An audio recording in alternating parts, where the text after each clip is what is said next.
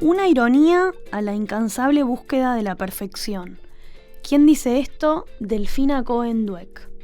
Hoy vamos a hablar de nutrición, hoy vamos a hablar de comida, hoy vamos a hablar de gustos y de trastornos. Hoy vamos a hablar. Bienvenidos. Para que la gente te conozca un poco, ¿por qué estudiaste nutrición y qué significa ser nutricionista? Estudié nutrición, no sé bien por qué, la verdad. Creo que a lo largo de mi vida fueron habiendo como un par de hitos, como dos muy amigas que por ahí tenían un trastorno de la alimentación y a los 14 años solo me lo contaron a mí. No sé bien cómo fue, yo estudié unos meses, ni siquiera un año de periodismo, y un día me senté a tomar un café con mi papá y le dije, papá, no me gusta la carrera.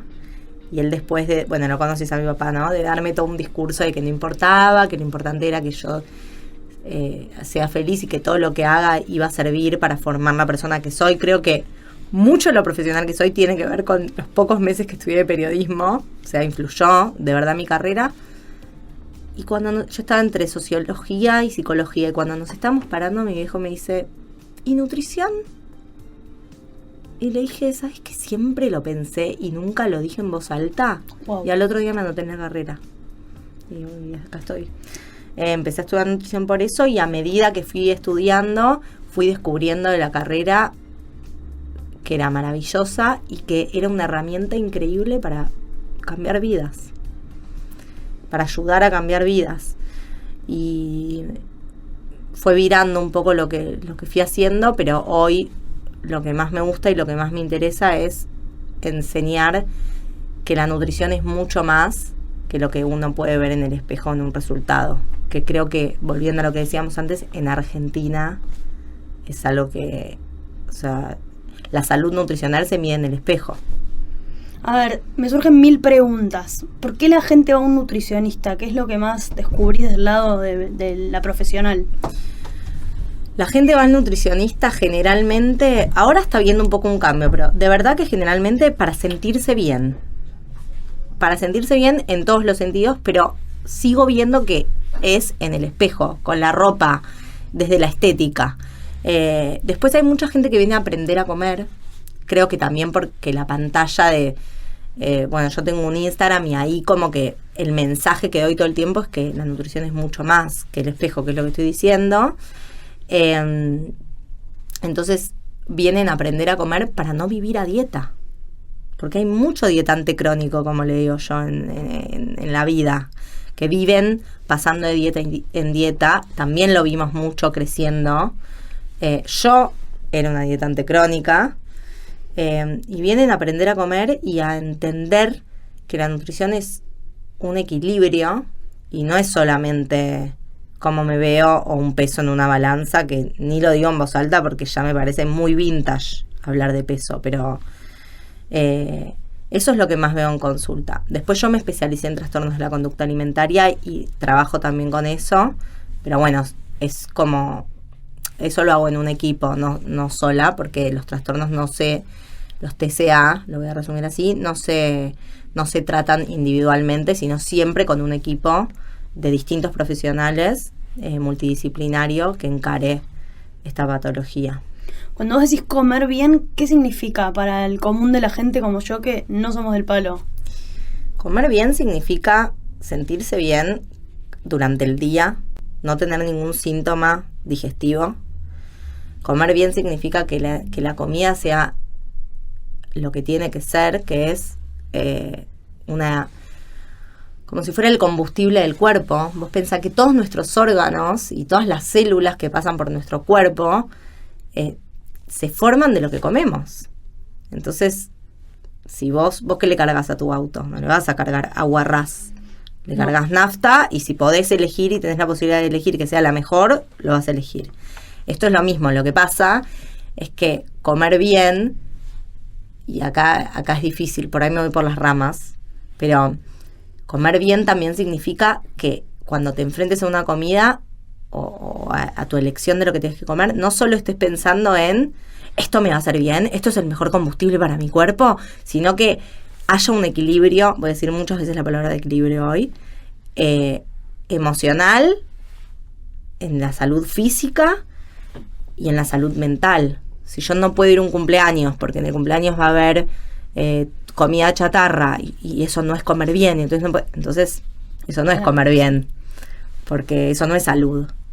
Entonces, para mí comer bien es que todos los factores que involucran a la nutrición y a la alimentación estén equilibrados. No solamente que sea lo más nutritivo desde la salud, ¿se entiende? Física. ¿Considerás que sos una nutricionista atípica? No sé si soy una nutricionista típica. Considero que hay mucho profesional dando vuelta. Yo, como ex dietante crónica, me encontré con mucho profesional, a veces choto. Siento que tenemos mucho poder a veces cuando nos encontramos con un paciente que viene a sentirse bien y a estar más vulnerable, viene vulnerable a buscar cómo sentirse mejor, porque hay gente, para gente no, pero para otra gente, Jessie, es muy importante y es protagonista fuerte en la vida de muchas personas, la alimentación y el cuerpo. Entonces no me considero una nutricionista típica, pero sí considero que no hay muchos profesionales de la salud que cuando llegas a la consulta te pregunten qué venís a buscar.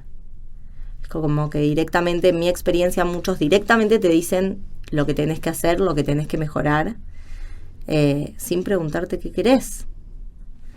Entonces, en eso sí me considero atípica. Y en que ahora estoy tratando de no hacerlo, pero hablo muy, ¿cómo lo digo? Así. Normal. Llano, sí, para que el otro entienda. Muy llano, exacto, muy llano. O sea, yo si te tengo que decir lo que comés lo cagás, te lo digo en una consulta. No le pones make-up. No le pongo make-up. Te digo, es muy sano eso para el que está del otro lado, ¿no? Poder hablar con un médico sin pelos en la lengua.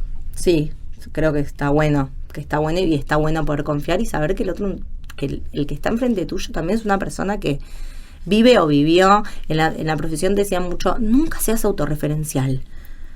No cuentes de tu... Y yo solo soy autorreferencial. O sea, no solo, pero muchas veces hablo de mí y de mi experiencia.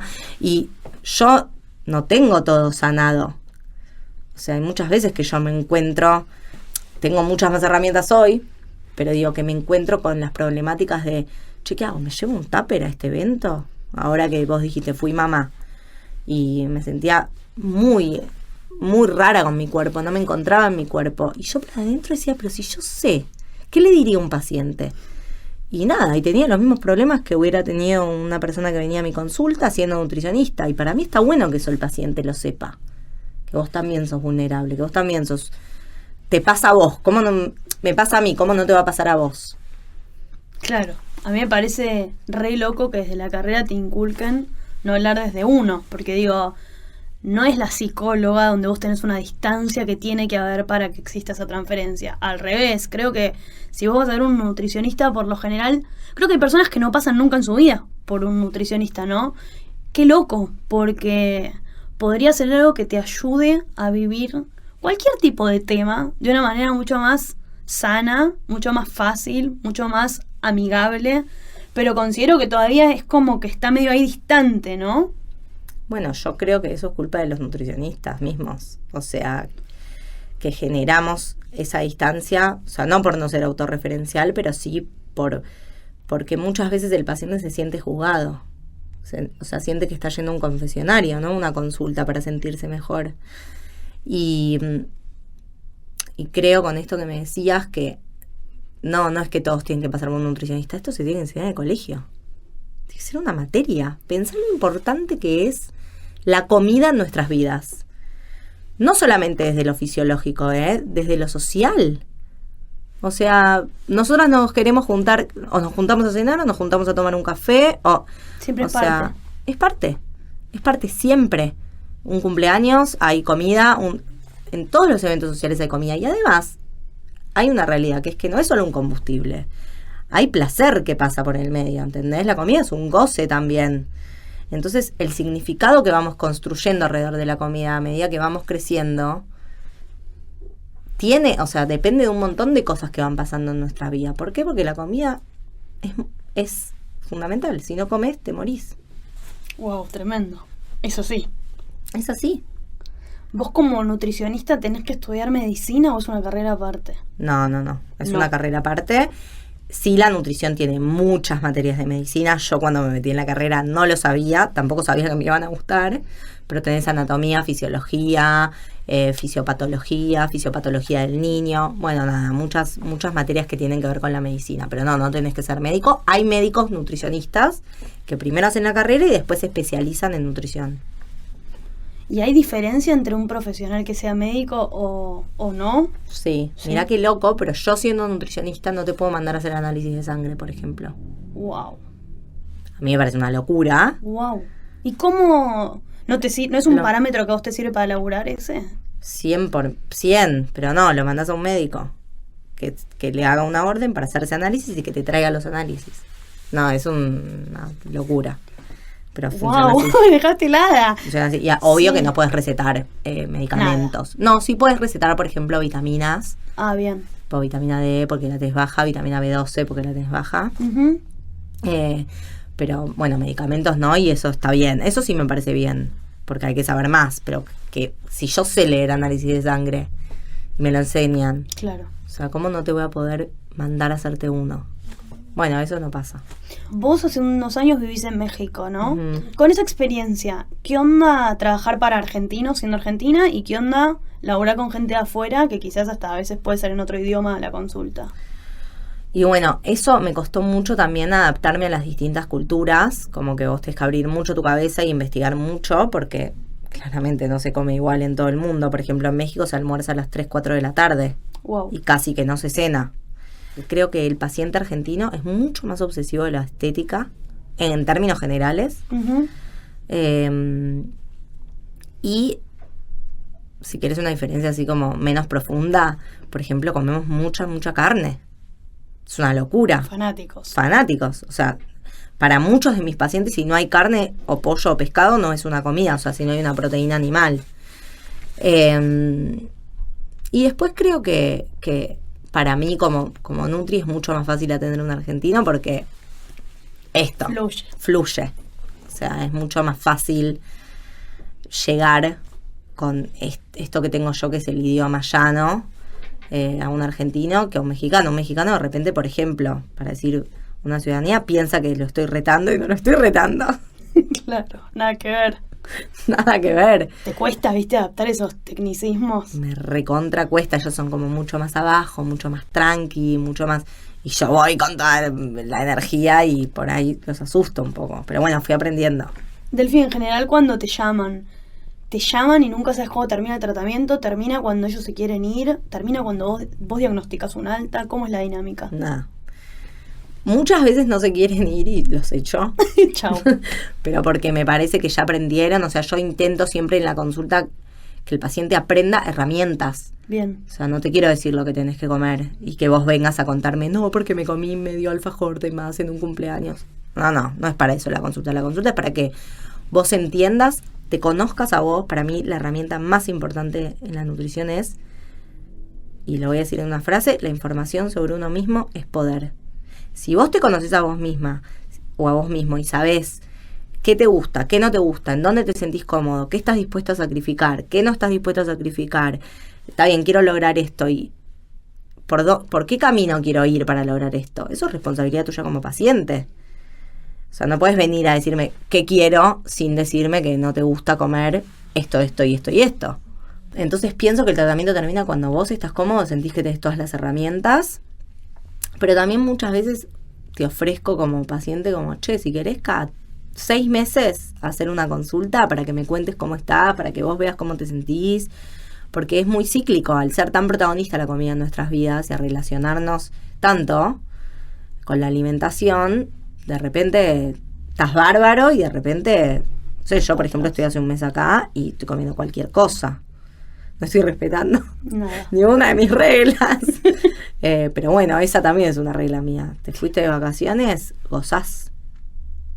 Entonces,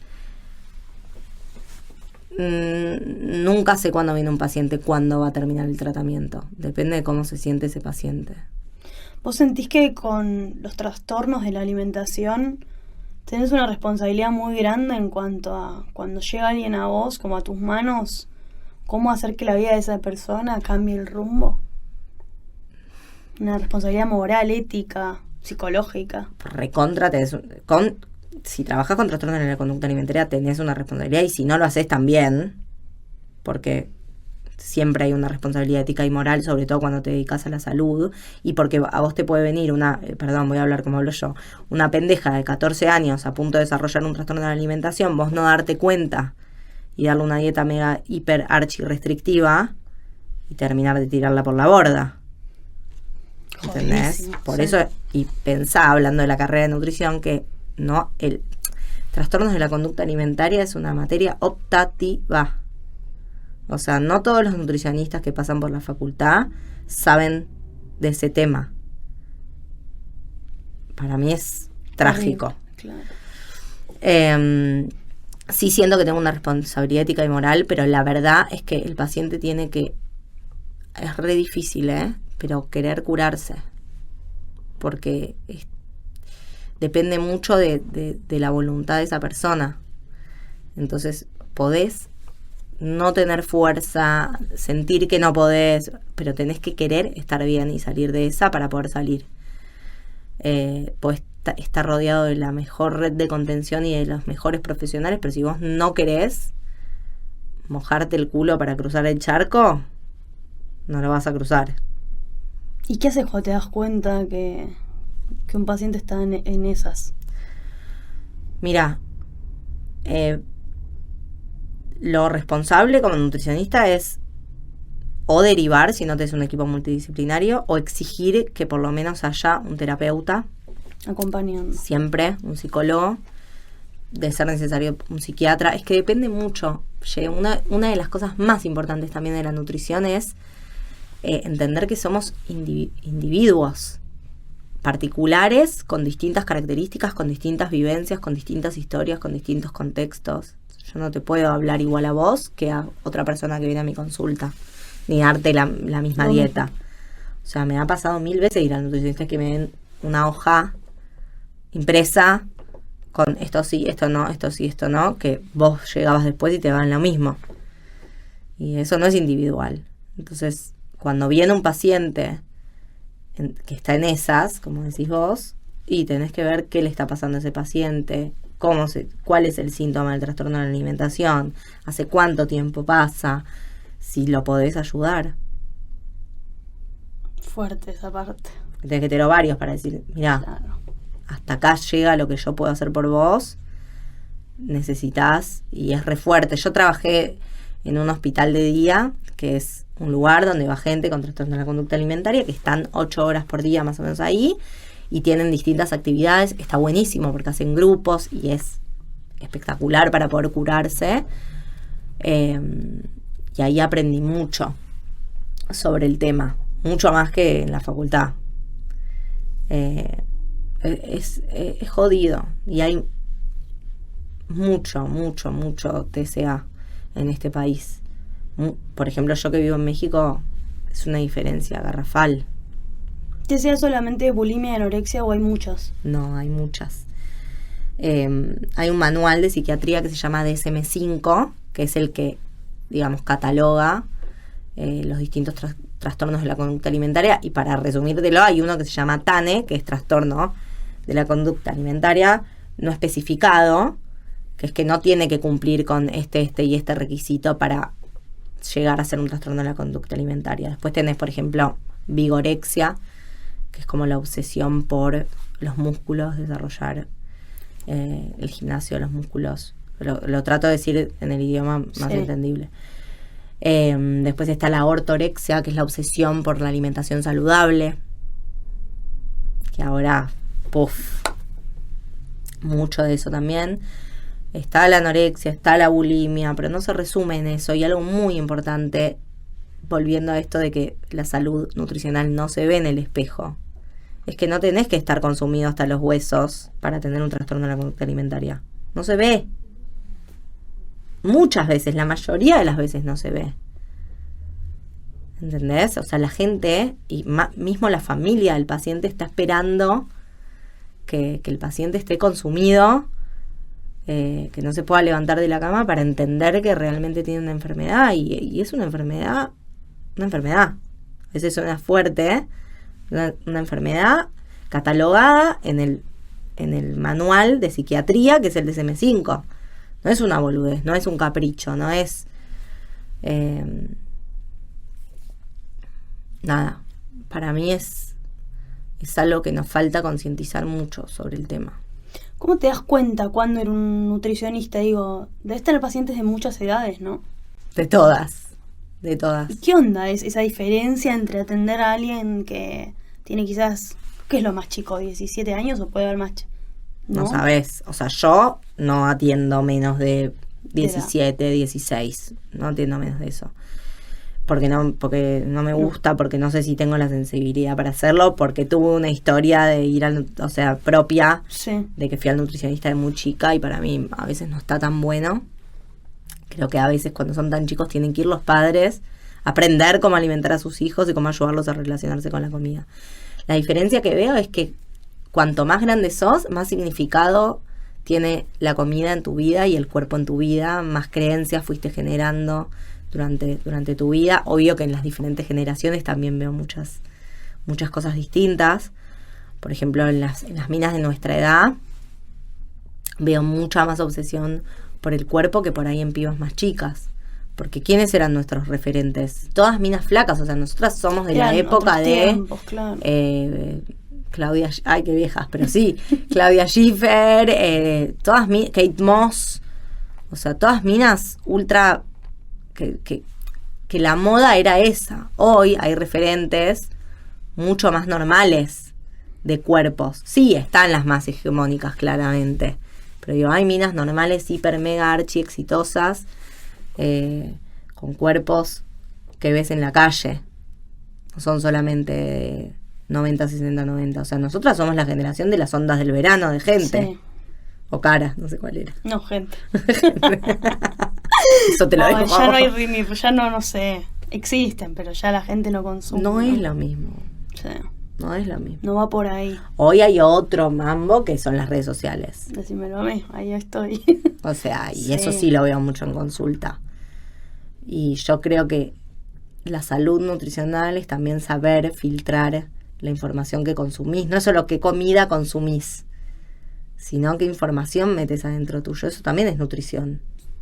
¿Cómo es una consulta con vos? ¿Hay una estructura, una dinámica que se mantiene? ¿Es un quilombo? Es un quilombo. Bueno, depende. Siempre la que más se diferencia es la primera. Sí. Porque en la primera yo quiero entender... ¿Por qué voy? ¿Por qué vas? ¿De dónde estás viniendo? ¿Cuáles son tus experiencias pasadas, si es que las tuviste con nutricionistas que no te sirvieron? O sea, busco sinceridad absoluta, lo más que se pueda, sin haber generado un vínculo. Claro. Y ir construyendo un vínculo entre nosotras, en donde vos puedas confiar en mí, donde esto no te sientas juzgada, no sientas que venís que te voy a contar las hojas de lechuga que te comiste.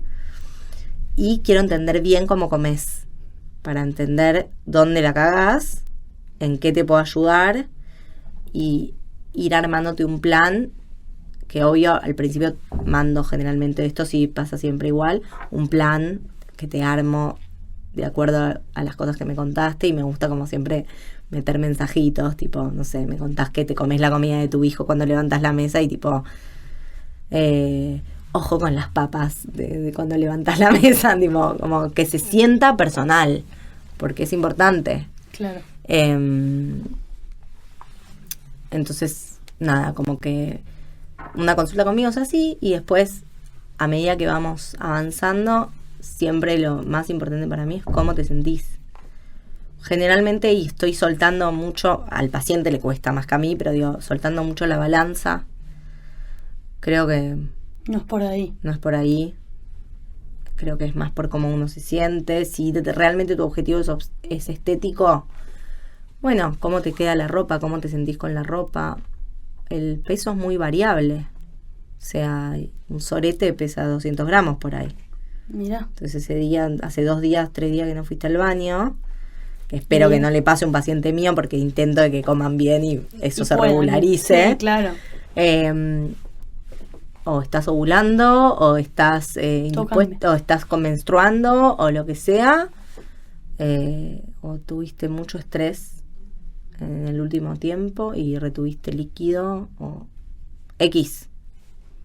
Cambia mucho el peso. Y he visto, y me ha pasado a mí también, que 300 gramos cambia la cara del paciente, el humor del paciente y la recepción del paciente de cualquier cosa que vos le digas, porque de hecho igual siempre yo peso al final. Cuando peso, los nutricionistas te suelen pesar al principio y en esa información basan la consulta. Yo al revés. Charlamos, me contabas cómo te fue en los últimos 15 días, mes, lo que sea. ¿Qué te costó más? ¿Qué te costó menos? ¿Dónde podemos ajustar? ¿Qué necesitas cambiar? Y al final, si lo necesitas, te peso. Ok. Pero pará, ¿y a distancia cómo es te peso? Te pesas. Y te digo, da tanto. Pero, por ejemplo, una de las cosas que pregunto primero en las consultas del inicio es cómo te sentís con el peso, cómo es tu historial. Es algo que es una información que te hace ruido, que te cuesta, que te hace sentir mal a veces, depende del resultado. Delfi, hay algo que hay que aprender desde el lado de una persona de 30 años como yo, por ejemplo, de cómo se arma un plato. O yo, si estoy feliz y se acabó la historia. Bueno, pero ¿qué es estar feliz para vos? ¿Solo comer rico? Sí, solo comer rico es una variable estar feliz. Pero con los años empecé a aprender que había que sumar a la agenda ciertos ítems y a partir de ese desafío empecé a conocer otros sabores que no me animaba, por ejemplo. Me flashea mucho todo lo que contás porque digo, nunca me importó el cuerpo, nunca, o sea, no digo, ¿en dónde vivía yo? que no, nada de eso me pasaba a mí. Pero eras una distinta en ese sentido. Pero sí considero que hay una parte muy importante de cómo vos explicás que sin elegir la carrera ya lo tenías nato desde chiquita, que es esto de, quizás por tu historia también, de cómo hablar de lo que comes. O sea, que no te dé vergüenza hablar de lo que comes y que no dejes de ir a un lugar porque no comas algo. Pero bueno, eso es lo que pasa también con la alimentación. Uno no se da cuenta, pero... Y por ahí vos, hoy si te pones a pensar, mañana o hoy cuando te vayas a dormir, hay una historia que se fue escribiendo en tu vida con respecto a la alimentación. No es que vos naciste... Y si querés ahora lo hablamos sobre la maternidad, de lo que a mí me pasa con mi hija, de decir, ¿cómo hago para no traumarla? Pero no es que vos naciste ya que no te gustaba probar. Bueno, por ahí invento, pero tu vieja siempre te daba lo mismo, que encima tu mamá cocina, o sea, como los dioses, pero digo, nada, esas cosas que uno va escribiendo en su historia. Sí, yo tengo el recuerdo voy a hablar más del cuerpo ahora que de la comida, de un pibe, después te voy a decir el nombre. Estábamos en un micro volviendo del colegio, y no volviendo del colegio, volviendo de un día de campo, viste que hacíamos una vez por año día de campo, bueno. Y no sé cómo fue, pero hablamos de mi muñeca, qué chiquita que es mi muñeca. Y el pibe me dice, sí, pero mira, si vas subiendo así, tenés un brazo muy grande. Nunca más me pude sacar el saquito. No jodas. En un boliche, por ejemplo. No sé si te acordás que íbamos a bailar y yo no me iba a sacar, me podía estar muriendo de calor. Y bueno, eso es una historia que se va escribiendo. Un día dije, se van todos a la... Ya está. Obvio. No me voy a tener calor. Pero cuando fui ganando confianza y seguridad en mí, entendiendo que mirá si lo que pensaba ese pibe de mi brazo a mí me podía importar tanto, pero me marcó durante muchos, muchos años de mi vida. Qué loco, ¿no? Como a veces un X, bueno, en tiempos de redes sociales mucho más, nos puede hacer mierda, boluda. Qué fuerte. Delfi, hablaste de tu hija, ¿no? Me intriga mucho cómo es ser madre. Punto. Me intriga mucho cómo es ser madre y profesional. Considero que si un día tengo un hijo, voy a ser como vos. Me parece que la profesión es parte de esta era y a nosotras nos gusta trabajar más allá de la plata. O sea, nos amamos sentirnos mujeres productivas y tener nuestra propia unidad de negocios, porque tanto vos como yo, por más que hacemos algo re diferente, laburamos liderando, ¿no? Lo que hacemos, tomando decisiones sobre nuestra agenda. ¿Cómo es todo eso y encima estando tan lejos de casa? Es difícil porque uno quiere, o yo por lo menos, yo quiero ser la mejor mamá que puedo para mi hija y quiero estar muy presente. Mi hija tiene casi 9 meses. Y bueno, al principio Indy se llama Indiana. Indy era un bebé como hiper bueno, entonces yo de repente podía atender con ella dormidita o despierta ahí en su sillita y atendía y ni se enteraba el paciente que estaba ahí. Ahora la piba, vos estás atendiendo y empezás ¡ah! En el medio de la consulta y yo como paciente me retiro de esa consulta. Entonces es muy difícil ser mamá y estar en los dos lados con la pasión que uno quiere estar, porque a mí me apasiona mucho lo que hago y quiero dar lo mejor de mí. Pero yo ahora te estoy hablando y mega interesada y miro cada 2 minutos para allá porque quiero ver si mi vieja me llama que la nena está con un ataque de llanto. Se reparte tu corazón. Eso es creo que es lo más duro. Que te sigue apasionando mucho tu carrera y sigue siendo muy importante, porque no es que a mí no me importa más. Pero hay algo más importante ahora, que es mi hija. O sea, entonces eso es muy difícil de equilibrarlo y los tiempos son muy difíciles de equilibrar. Y yo todo el tiempo pensaba, incluso embarazada, cómo hace la gente que labura en el mundo corpo, en donde no importa si te sentís mal porque estás de 2 meses y medio, tenés que ir. Y a los 3 meses estás de nuevo trabajando. Yo estaba de nuevo trabajando al mes y medio, que es hiper pronto, pero en mi casa, en mi consultorio, también tenía la posibilidad de que alguien me ayude. Entonces, que eso no lo tiene todo el mundo. No. Y estando lejos, le sumás, un mambo más, porque yo tengo una familia muy grande acá que me dan una mano si yo lo necesito. Por ejemplo, ahora mi hija está con mi mamá. Pero bueno, ya no. Entonces, es difícil equilibrar, pero se puede. Después, contando los días para que la piba tenga entre 1 año y 18 meses y poder mandarla 3 horitas a un lugar para ser un poco más libre. Hay que organizar también la agenda, como vos decís, para poder hacerlo. Y yo por ahí antes atendía 10 pacientes por día y hoy entiendo que no lo puedo hacer. Y aceptar eso es re difícil. Claro, cambiás la agenda completamente. Sí, pero porque no querés estar todo el día trabajando, querés estar también un poco con ella. Eso sí. A mí me pasa eso. Por ahí hay gente, y tengo la posibilidad de elegirlo. Claro. Hay gente que tiene que ir a laburar 8 horas o 6 horas y no puede no hacerlo, y está bien también. Yo laburé hasta el último día del embarazo porque quería poder tomarme la mayor cantidad de tiempo después. Y después elegí, no atiendo 10 pacientes, atiendo 3. Me quedaría horas hablando con vos, pero esto en algún momento tiene que cerrar, así que te voy a hacer la última. La última está dividida en 2. Si le tuvieras que hablar a la gente que quiere estudiar nutrición, que le genera curiosidad, ¿qué le dirías? Y por otro lado, ¿qué le dirías a la gente que nunca fue un nutricionista? ¿Considerás que todos tienen que pasar una vez por esa experiencia? ¿Considerás que hay algún factor que es un detonante para ir a buscarlo? ¿Qué te parece? A la gente que quiere estudiar nutrición o que le interesa la carrera, les digo que para mí es maravillosa, que como todas las carreras tiene cosas que no están tan buenas, o que por ahí a cada persona no le interesa tanto esta materia, pero sí otra, y que no se queden en lo que enseñan en la facultad, ni en la currícula, porque es un tanto más. Yo aprendí mucho más laburando que en la facultad. Obvio que es obligatorio ir a la universidad y estudiarlo, pero digo, no se queden ahí, no tengan miedo de embarrarse, no tengan miedo de hacer experiencias, de ir al hospital, de conocer que no se cierren solo a lo que les enseña la facultad, que es muy necesario, porque es una base fundamental, pero es una base. Uh-huh. Que sepan que se sigue y que uno puede virar y que hay muchas ramas.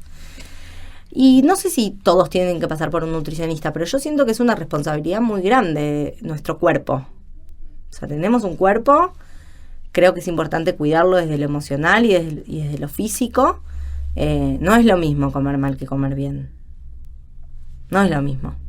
Uno se acostumbra mucho a sentir, últimamente me duele la panza todo el día, o cago una vez por semana. No es normal cagar una vez, porque yo soy así, no es normal.